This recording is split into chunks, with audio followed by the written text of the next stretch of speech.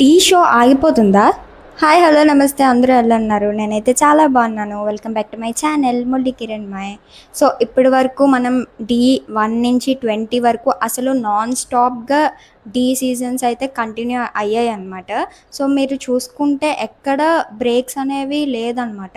ఒక సీజన్ అయిపోతుంది, grand finale వచ్చేలోపే నెక్స్ట్ వీక్ స్టార్ట్ అయిపోయేది అనమాట నెక్స్ట్ సీజన్. మీరు చూసే ఉంటారు. అలా ఢీ 1 నుంచి ఢీ 20 వరకు అసలు మనకి ఎక్కడ గ్యాప్ లేదు. బట్ ఇప్పుడు అయితే మనకి గ్రాండ్ ఫినాలే ఈరోజు వస్తుంది కదా ఎపిసోడ్. సో అందులోని నందు చెప్పాడనమాట. సో ఇంకా కొన్ని రోజులైతే గ్యాప్ తీసుకుంటున్నాము, అలా కొన్ని రోజులని చెప్పలేదు.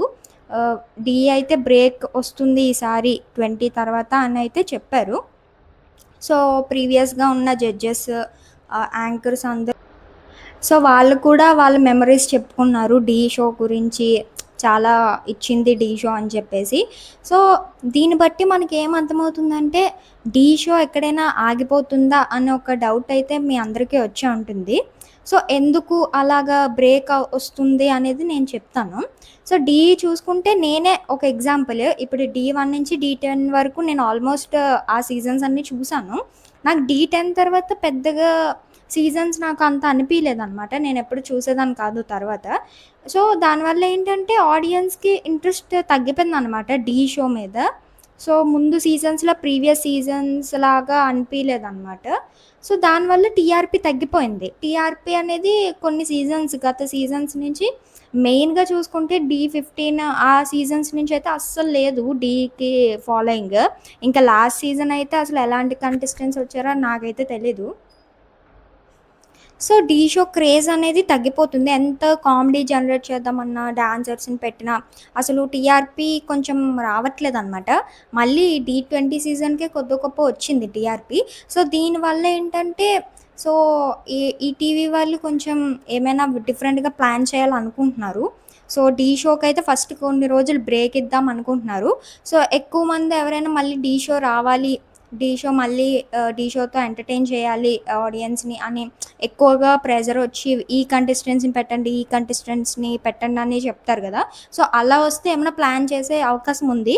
సో లేకపోతే అంతగా ఇప్పట్లో అయితే ఢీ షో రాదు. లేకపోతే ఆల్మోస్ట్ అయిపోయినట్టే, మనకి 20 సీజన్స్ వచ్చింది కాబట్టి.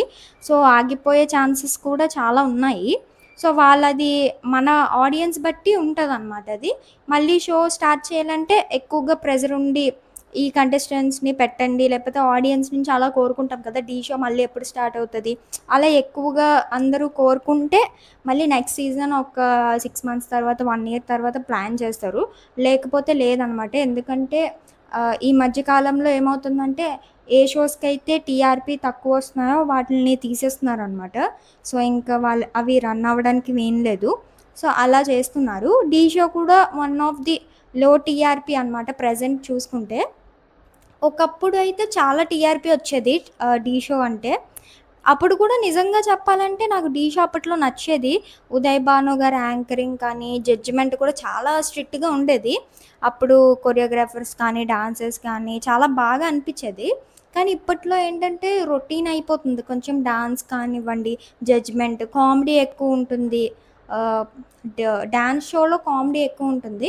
సో వీటి వల్ల ఎవరికి అంత ఇంట్రెస్టింగ్గా అనిపించట్లేదు. ఫ్యామిలీ ఆడియన్స్ చూడట్లేదు అనమాట. యూత్ చూస్తున్నారు కానీ ఫ్యామిలీ ఆడియన్స్కి ఎక్కువగా ఢీ షో అనేది కనెక్ట్ అవ్వట్లేదు. సో దానివల్ల బ్రేక్ తీసుకుంటున్నారు. ఆల్మోస్ట్ ఈ బ్రేక్ ఆగిపోయే ఛాన్సెస్ కూడా అయితే చాలా ఉన్నాయి.